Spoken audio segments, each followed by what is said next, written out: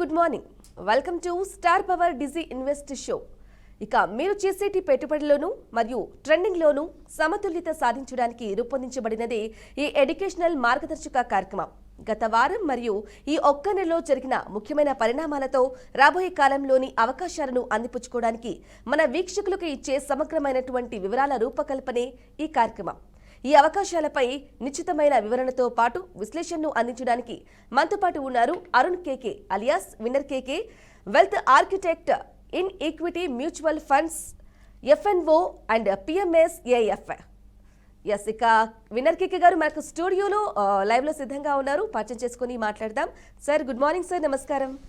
నమస్కారం. BRK news వీక్షకులందరికీ నా హృదయపూర్వక అభివందనలు, శుభోదయం. ఎస్ సార్, ఇక ముందుగా చెప్పండి, ఇక నిన్న జరిగినటువంటి అంతర్జాతీయ పరిణామాలకు భారతీయ మార్కెట్లు ఎలా స్పందించాయి అంటారు? నిన్న జరిగినటువంటి పరిణామాల్లో మామూలుగా మొత్తము ఒక ఐటీ సెక్టర్ ప్లస్ ఒక బ్యాంకింగ్ పిఎస్యూస్ ఇవన్నీ కూడా కొద్దిగా 0.5% స్లోడౌన్ అవడంతో పాటు ఈ యొక్క మేజర్గా ఏదైతే నిఫ్టీలో కానీ లేదంటే ఎన్ఎస్సిలో కానీ మేజర్ వెయిటేజ్ అయినటువంటి హెచ్డిఎఫ్సి బ్యాంక్ కానీ రిలయన్స్ కానీ ఈ యొక్క స్టాక్స్ వచ్చేసి మామూలుగా కొద్దిగా అమ్మకాల ఒత్తిడికి గురైనందువల్ల కొంత మార్కెట్ అనేది నిఫ్టీ 100 పాయింట్స్ అనేది డౌన్ కావడం జరిగిందండి.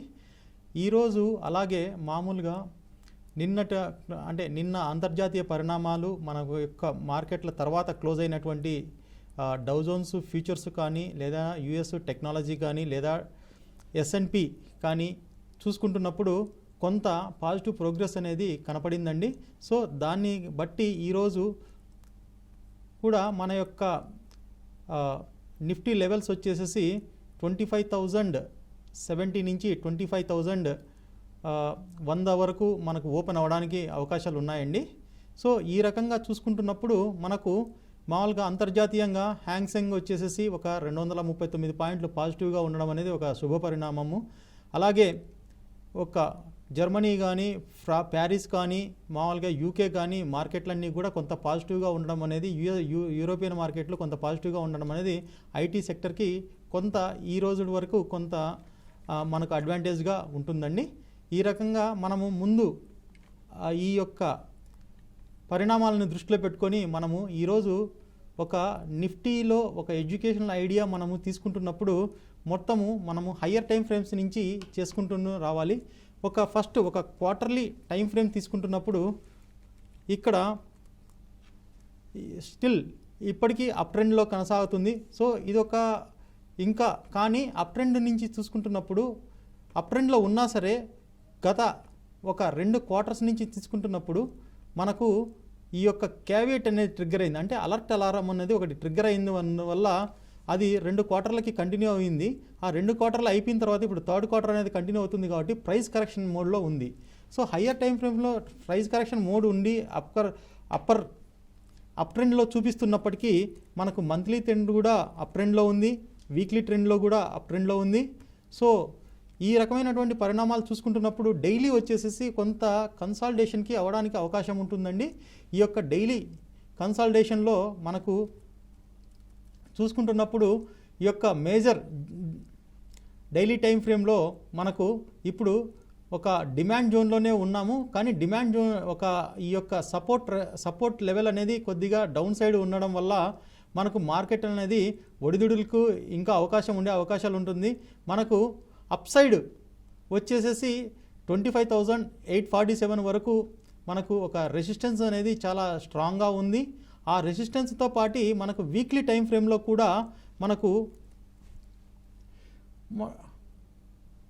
25,576 నుంచి 25,654 వరకు కూడా ఒక మొట్టమొదట ఒక సప్లై జోను కానీ ఒక రెసిస్టెన్స్ లెవెల్స్ అనేది ఉన్నాయండి. ఇప్పుడు ఆ రకంగా చూసుకుంటున్నప్పుడు మనకు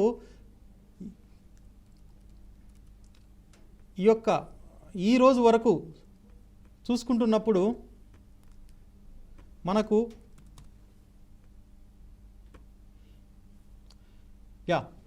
మార్కెట్ అనేది మామూలుగా మనకు ఒక సపోర్ట్ ప్రభావంతో ముందుకు వెళ్ళడానికి అవకాశం ఉన్నటువంటి లెవెల్స్ ఏంటంటే 25,060 పాయింట్ల నుంచి మనకు ఈ యొక్క అప్ ట్రెండ్ అవడానికి అవకాశం ఉంటుంది. అలాగే డౌన్ సైడ్ వచ్చేసి 25,000 వరకు ఉందండి. సో ఈ యొక్క 50 పాయింట్స్ అనేది చాలా కీలకము. ఈరోజు ఈ యొక్క పాయింట్స్ నుంచి మామూలుగా లాస్ట్ ఒక 15-20 డేస్ నుంచి కూడా ఈ రేంజ్ నుంచి 25,331 రేంజ్లోనే మొత్తం మార్కెట్ అనేది నడుస్తూ ఉంది. కాబట్టి ఈ యొక్క మనము దీన్ని ఏ రకంగా అర్థం చేసుకోవాలనుకుంటే బుల్స్ అండ్ బేర్స్ ఎక్కువగా ఒక ఈక్వల్గా మోతాదులో డిమాండ్ అండ్ సప్లైని క్రియేట్ చేయడం జరుగుతూ ఉంది. కాబట్టి ఈరోజు కూడా మనము వీక్ ఎండింగ్ కాబట్టి ఈరోజు మనకు ఈ యొక్క వచ్చే వీక్కి ఈ యొక్క క్లోజర్ అనేది చాలా ఇంపార్టెంట్. కాబట్టి ఈ యొక్క 25,060 నుంచి 25,330 వరకు ఎక్కడ క్లోజ్ అయినా కూడా మనకు అప్ ట్రెండ్ అవ్వడానికి అవకాశం ఉంటుంది. అలాగే డౌన్ సైడ్ 25,000 కన్నా కిందికి వచ్చినట్లయితే మాత్రము కొంత నెక్స్ట్ వీక్లో మనకు డౌన్ సైడ్ అవ్వడానికి కరెక్షన్ అవ్వడానికి కొంత మార్కెట్ కరెక్షన్ అవ్వడానికి అవకాశం ఉంటుంది. ఇకపోతే నెక్స్ట్ మనకు వచ్చేసి బ్యాంక్ నిఫ్టీ చూసుకుంటున్నప్పుడు ఈ యొక్క నిఫ్టీతో పోల్చుకుంటే బ్యాంక్ నిఫ్టీ అనేది చాలా మంచి అప్ ట్రెండ్ తోటి ముందుకు సాగడం జరుగుతుంది. క్వార్టర్లీ టైం ఫ్రేమ్లో కానీ, మంత్లీ టైం ఫ్రేమ్లో కానీ, వీక్లీ టైం ఫ్రేమ్లో కానీ అప్ సైడ్ ఉంది. అలాగే డైలీ టైం ఫ్రేమ్లో చూసుకుంటున్నప్పుడు కొన్ని రోజులుగా ఒక రేంజ్ బౌండ్ అంటే ఒక 57,620 నుంచి 55,380 మధ్యలోనే మామూలుగా ఈ రేంజ్ బౌండ్ అనేది ఉందండి. ఈ యొక్క ఆ రకంగా చూసుకుంటున్నప్పుడు ఈరోజు లెవెల్స్ కన్నా మనము కొద్దిగా ఒక ఎడ్యుకేషన్ అంటే మన వీక్షకులకి ఒక ఐడియా అంటే ఒక సపోర్ట్ అండ్ రెసిస్టెన్స్ ఒక ఐడియా ఇచ్చే విధానంతో మనము చూసుకుంటున్నప్పుడు ఈరోజు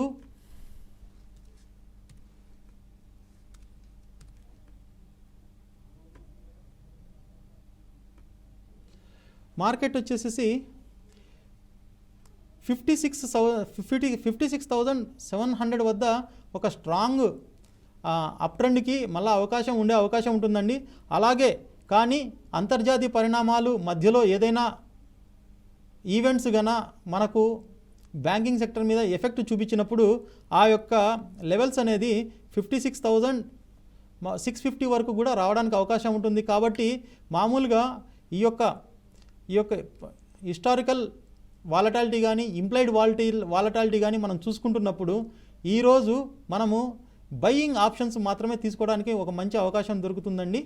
ఈ రకంగా దీన్ని బట్టే మామూలుగా సెన్సెక్స్ కూడా మనకు ముందుకి వెళ్ళడానికి అవకాశం ఉంటుంది.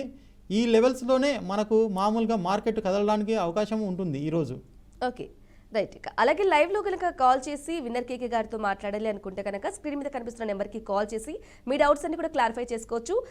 అలాగే విన్నర్ కేకే గారు, ఆయిల్ అండ్ న్యాచురల్ గ్యాస్ కమోడిటీస్లో మార్కెట్లో ఎలా ప్రతిస్పందిస్తున్నాయంటారు? ఆయిల్ అండ్ గ్యాస్ వచ్చేసి ఇప్పుడు కొద్ది కన్సాలిడేషన్ ఫేజ్లో ఉన్నాయండి. ఈరోజు మామూలుగా ఒక $68 నుంచి $70 మధ్యలోనే ఉండడానికి అవకాశం ఉంటుంది. గోల్డ్ కూడా వచ్చేసి యాక్చువల్గా హయ్యర్ టైం ఫ్రేమ్స్లో అప్ ట్రెండ్ కనిపిస్తుందండి. మామూలుగా మనకు క్వార్టర్లీ టైం ఫ్రేమ్లో కానీ మంత్లీ టైం ఫ్రేమ్లో కానీ గోల్డ్ అనేది అప్ ట్రెండ్లో కనిపిస్తుందండి. కానీ క్వార్టర్లీ టైం ఫ్రేమ్లో ఒక ఎగ్జాస్ట్ క్యాండిల్ అనేది ఒక ప్యాటర్న్ అనేది ఏర్పడడం వల్ల రాబోయే రోజుల్లో గోల్డ్ అనేది కొంత తగ్గడానికి అవకాశం ఉంటుంది. సో ఈ రకంగా చూసుకుంటున్నప్పుడు మనకు 97,000 నుంచి 89,000 వరకు కూడా ఒక డౌన్ సైడ్కి వచ్చేదానికి అవకాశం ఉంటుంది. కాకపోతే మన ఇండియన్ మార్కెట్లో ఇప్పుడు ఆషాఢ మాసం జరుగుతూ ఉంది. ఆషాఢ మాసం జరిగిన తర్వాత కంప్లీట్ అయిన తర్వాత మనకు శ్రావణము స్టార్ట్ అయినప్పుడు ఖచ్చితంగా ఫెస్టివ్ సీజన్ స్టార్ట్ అవుతుంది. కాబట్టి ఈ యొక్క గోల్డ్ అనేది తగ్గినప్పుడు మళ్ళా గోల్డ్కి డిమాండ్ పెరిగి మళ్ళా ఒక 92 నుంచి మళ్ళీ ఒక రివర్స్ అవడానికి అవకాశం ఉంటుంది. అయితే పసిడి ప్రియులు కొంచెం ఆగితే బెటర్ అంటారా? ఖచ్చితంగా బెటరే. ఓకే, అలాగే సిల్వర్కి అయితే మాత్రం చాలా కన్సాలిడేషన్ అంటే మనకు ఇప్పుడు సైడ్ వేస్ నుంచి అప్ ట్రెండ్కి సాగడానికి అవకాశం ఉందండి. మనకు ఎప్పుడైతే 1,06,000 అనేది దాటిందో మనకు ఆ రోజు అనేది అప్ ట్రెండ్ అనేది కొనసాగుతుందండి. సో ఇప్పటికీ కూడా సిల్వర్ అనేది అప్ ట్రెండ్లోనే కొనసాగడానికి చాలా అవకాశాలు ఉన్నాయండి. ఈ యొక్క ఈవీ సెగ్మెంట్ కానీ లేదా ఇండస్ట్రియల్ సెగ్మెంట్ అనేది కానీ మనకు ముందుకెళ్తున్నప్పుడు సిల్వర్ అనేది చాలా ముందుకెళ్ళడానికి అవకాశం ఉంటుంది. సో రాబోయే రోజుల్లో మామూలుగా ట్రేడింగ్ ప్రియులకి కానీ లేదా ఇన్వెస్ట్మెంట్స్కి కానీ గోల్డ్ కంటే కూడా సిల్వరు చాలా మంచి ఆపర్చునిటీస్ కానీ లేదా మంచి అవకాశాలని అందిపుచ్చుకునేటువంటి అవకాశం చాలా ఉన్నాయండి. ఓకే, అలాగే సార్ ఇక ఈరోజు ఇండస్ మూమెంట్స్ ఎలా ఉండబోతున్నాయి అంటారు? అలాగే మనకు రిజల్ట్స్ ఏం రాబోతున్నాయి అంటారు? అలాగే వాటిలో మనం ఏమైనా అందిపుచ్చుకునే అవకాశాలు ఉన్నాయా? ఈరోజు మేజర్గా ఉన్నటువంటి ఇండిసీస్ వచ్చే కొన్ని తక్కువగా ఉన్నాయండి. మనకు మామూలుగా ఇండిసీస్ కన్నా చూసుకుంటున్నప్పుడు ఈ యొక్క మార్కెట్లు మనము ఇంతకుముందు విధంగా కూడా చెప్పుకుంటున్నట్టు మొత్తం గ్లోబల్ మార్కెట్లో వచ్చేసి కొంత అప్ ట్రెండ్లో చూపించినప్పటికీ కూడా లాంగ్ టర్మ్ పొజిషన్స్ అనేది ఇంకా కావట్లేదండి. దీనికి మెయిన్ కారణం ఏంటంటే రెసిప్రోకల్ ట్యాక్సెస్ అంటే ప్రతీకార ఈ యొక్క ట్యాక్సెస్ అనేది ఇంకా ఇప్పటికీ ఒక ఫిక్సేషన్కి రాకపోవడంతో పాటు మనం ఇండియా కూడా కొద్దిగా రివర్స్లో అంటే మనం కూడా వాళ్ళ యొక్క స్టీలు అల్యూమినియం మీద అమెరికా మీద కూడా మనము ట్యాక్సెస్ అనేది ఇంపోజ్ చేయడం జరిగింది. 25% ట్యాక్సెస్ అనేది ఇంపోజ్ చేయడం జరిగింది. సో ఈ ట్యాక్సెస్ ప్లస్ ఒక రష్యాను వచ్చేసి ఒక బెదిరించే విధానంతో మనం పెట్రోల్ మన యొక్క ఒక 140 కోట్ల జనాభాకి పెట్రోల్ అనేది నిత్యావసరం కింద ఉన్నటువంటిది. సో దాని మీద మేము రిస్ట్రిక్షన్ చేస్తున్నాం అనేది నాటో కానీ ఒక అమెరికా కానీ ఒక బెదిరింపు ధోరణిలో ఉన్నప్పుడు మన యొక్క అవసరాలు చాలా ముఖ్యమనేది గవర్నమెంట్ పునరుద్ఘాటిస్తుంది. కాబట్టి ఈ యొక్క ప్రకటన అనేది మదుపరులలో కొంత నమ్మకం కలిగించినప్పటికీ అంతర్జాతీయ పరిణామాల గురించి కొంత ఆందోళన వ్యక్తం అవుతున్నట్లుగా కనిపిస్తుంది మార్కెట్ ట్రెండ్స్ను చూసినప్పుడు. ఈ రకంగా చూస్తున్నప్పుడు మనకు కమోడిటీస్ అంటే కమోడిటీస్లో కూడా కొంత అనిశ్చితి కలిగేటువంటి అవకాశం ఉంటుంది. అందుకోసమే ఇప్పుడు మనకు సైడ్ వేస్ మాత్రమే మార్కెట్ ముందుకు వెళ్ళడానికి అవకాశం ఉంటుంది. అలాగే ఈ యొక్క ఎఫ్ఎంసీజీ కానీ మనకు కొంత ఏదైతే ఇంపోర్ట్ ఇంపాక్ట్ ఏదైతే ఉంటున్నాయో అవన్నీ కూడా మనకు ఒక టెక్స్టైల్స్ కానీ కెమికల్స్ కానీ ముందుకు వెళ్ళాలనుకున్న టైంలో కొంత సైడ్ వేస్కి అనేది ఇంకా ముందుకు వెళ్ళడానికి అవకాశం ఉంటుంది. కాబట్టి ఈ ఇండిసిస్లో మనం జాగ్రత్తగా చూసుకుంటున్నప్పుడు బ్యాంకింగ్ సెక్టర్ కానీ మనకు మ్యానుఫ్యాక్చరింగ్ సెక్టర్ కానీ కొంతలో కొంత మనకు మామూలుగా ఫ్యూచర్స్ అండ్ ఆప్షన్స్లో మనం చేసుకోవడం అనేది ఒక మదుపరులకు ఒక మంచి అవకాశంగా భావించవచ్చు. ఓకే, అలాగే ఇక విన్నర్ కేకే గారు మ్యూచువల్ ఫండ్స్కు సంబంధించి ఎలాంటి అవకాశాలు ఉన్నాయంటారు? మ్యూచువల్ ఫండ్స్కి సంబంధించి ఈ రోజు వరకు కూడా దాదాపు మ్యూచువల్ ఫండ్స్ ఏఈఎం చూసుకున్నప్పుడు అసెట్ అండర్ మేనేజ్మెంట్ మొత్తం క్యాపిటలైజేషన్ చూసుకున్నప్పుడు టోటల్గా 74,75,000 కోట్ల వరకు వెళ్ళిందండి. జస్ట్ ఒక 25,000 క్రోర్స్ షార్టింగ్లో ఉంది. సో ఈ యొక్క మ్యూచువల్ ఫండ్ అవకాశాలు చూసుకుంటున్నప్పుడు మామూలు ఈక్విటీలో కానీ డెట్లో కానీ చాలా పెద్ద అవకాశాలు ఉండే అవకాశం ఉంటుంది. ఎందుకంటే రిజర్వ్ బ్యాంక్ ఆఫ్ ఇండియా ఎప్పుడైతే నార్మల్గా ఫిబ్రవరి నుంచి కూడా రేట్ కట్ సైకిల్ అనేది స్టార్ట్ చేసినప్పటి నుంచి కూడా ఇప్పటి వరకు కూడా మొత్తము దాదాపు ఒక 125 బేసిస్ పాయింట్స్ అనేది తగ్గించిందండి. ఈ యొక్క 125 పాయింట్స్ తగ్గించినప్పుడు మార్కెట్లో ఎప్పుడైతే లిక్విడిటీ పెరుగుతుందో లిక్విడిటీ పెరిగినప్పుడు ఒక జీవన ప్రమాణాలు పెరగాలి, మొత్తం ఉన్నటువంటి రేట్స్ తగ్గాలి అనేటువంటి ఆలోచనతో చేసింది. అది ఆ యొక్క ఈవెన్ ట్యాక్సేషన్ కూడా మనకు 7.5 lakhs నుంచి కూడా 12.5 వరకు లిమిట్స్ అనేది ఎప్పుడైతే పెంచిందో ఇప్పుడు ఆ అవకాశాలని మామూలుగా కన్జ్యూమర్స్ అనేది అందిపుచ్చుకోవడం జరుగుతూ ఉంది. సో మార్కెట్స్ వచ్చేసేసి ఈ రకంగా చూసుకుంటున్నప్పుడు ఇన్వెస్ట్మెంట్స్ అంటే లాంగ్ టర్మ్ ఇన్వెస్ట్మెంట్స్లో మ్యూచువల్ ఫండ్స్లో చాలా వరకు మామూలుగా ఇప్పుడు మనకు ఏప్రిల్లో ఎప్పుడైతే సిప్స్ అయితే తగ్గినాయో సిప్ అమౌంట్స్ తగ్గాయో మళ్ళీ మే మంత్లో బౌన్స్ బ్యాక్ అంటే ఒక బంతిని గోడకేసి కొడితే మళ్ళీ ఎంత రివర్స్లో వస్తుందో మంచి రిటర్న్స్ వచ్చే అవకాశాలు చాలా ఉన్నాయండి. మ్యూచువల్ ఫండ్స్ అనేది ఇప్పుడు ఉన్నటువంటి ఈ మార్కెట్ అనిశ్చితి కన్నా కొంత దూరం అయినప్పుడు అంటే ఈ యొక్క క్వార్టర్లీ చూసుకున్నప్పుడు ఈ యొక్క సెకండ్ క్వార్టర్ అనేది చాలా ఇంపార్టెంట్ అండి. మనకు ఈ యొక్క సెకండ్ క్వార్టర్లో ఎప్పుడైతే పండగల సీజన్ స్టార్ట్ అయినప్పుడు ఆటోమేటిక్గా కన్జంప్షన్ అనేది పెరుగుతుందండి. కన్జంప్షన్ ఎప్పుడైతే పెరుగుతున్నప్పుడు ప్రైస్ వాల్యూస్ అనేది పెరుగుతుంది. వాటితో పాటు మ్యూచువల్ ఫండ్స్ అనేది ముందుకు వెళ్ళడానికి జరుగుతుంది. అలాగే డెట్ ఫండ్స్ కూడా డెట్ ఫండ్ సైకిల్స్ అనేది కూడా ఆల్రెడీ స్టార్ట్ అయినాయి. కాబట్టి so both equity and debt ఫండ్స్లో కూడా మంచి లాభాలు ఆర్జించడానికి అవకాశం ఉంటుంది. ఈ యొక్క అంతర్జాతీయ పరిణామాలు ఏ రకంగా ఉన్నా కూడా లాంగ్ టర్మ్స్లో మాత్రం మ్యూచువల్ ఫండ్స్కి బంగారు భవిష్యత్తు ఉందని నేను చెప్తున్నాను. రైట్, అలాగే వినర్ కేకే గారు ఇక ఈరోజు ట్రేడింగ్కు సంబంధించి ఏదైనా ఎడ్యుకేషనల్ ఐడియా ఇవ్వగలరా? ఎస్, మనము నార్మల్గా ఎప్పుడు కూడా ఫ్యూచర్స్ మనము ట్రేడ్ చేసుకునేటప్పుడు గమనించింది ఏంటంటే చాలామంది వీక్షకులు కానీ చాలామంది మామూలుగా కొత్తగా ప్రవేశించేవారు కానీ ఫ్యూచర్స్ యొక్క లెవెల్స్ను ఏం చేస్తున్నారంటే ఫ్యూచర్స్ చార్ట్స్లో చూసుకొని అక్కడే మామూలుగా సపోర్ట్ లెవెల్ రెసిస్టెన్స్ లెవెల్స్ అనేది చూసుకుంటున్నారండి. అలా కాకుండా ఫస్ట్ ఏంటంటే స్పాట్ చార్ట్ అంటే ఏదైతే మామూలుగా నిఫ్టీ చార్ట్ నార్మల్గా ఉంటుందో ఆ చార్ట్లో ఫస్ట్ లెవెల్స్ చూసుకున్న తర్వాత అదే ప్యాటర్న్ని మనము ఫ్యూచర్స్లో ఎప్పుడైతే చేస్తామో మనము ఈ యొక్క స్లిప్పేజ్ కానీ లేదా మనకు మామూలుగా ఈ డీవియేషన్స్ అనేది మనము తగ్గించుకొని మనము ఖచ్చితమైనటువంటి లాభాలని మనము అనుకున్నటువంటి లాభాలని మనము పొందడానికి అవకాశం ఉంటుంది. అలాగే ఎందుకంటే ఫ్యూచర్స్ అనే ఆప్షన్స్ ఎలా ఉంటాయంటే మనకు ఫ్యూచర్స్ చూసుకుంటున్నప్పుడు ఫ్యూచర్స్ చార్ట్ అనేది సపరేట్గా ఉంటుంది. మనకు ఆప్షన్స్ చూసుకుంటున్నప్పుడు స్ట్రైక్ ప్రైస్ అనేది చాలా ఇంపార్టెంట్.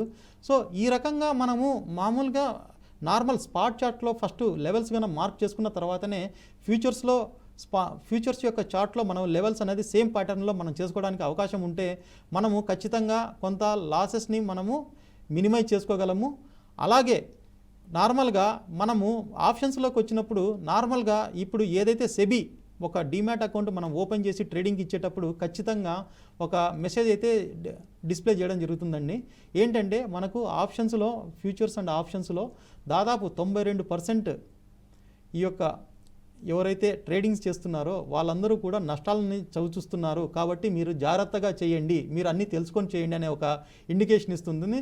సో ఈ రకంగా మనం స్పాట్ చార్ట్లో ఫస్ట్ లెవెల్స్ తీసుకున్న తర్వాత ఆప్షన్స్లో అయితే నేకెడ్ కాల్స్ని అవాయిడ్ చేసి మామూలుగా స్ట్రాటజీ కాల్స్ని మామూలుగా మీరు ఎప్పుడైతే ఇంప్లిమెంట్ చేయడం నేర్చుకుంటారో అప్పుడు మీ యొక్క లాభాల శాతం పెరుగుతూ నష్టం డౌన్ సైడ్ మీరు నష్టాలని తగ్గించడానికి అవకాశం ఉంటుంది.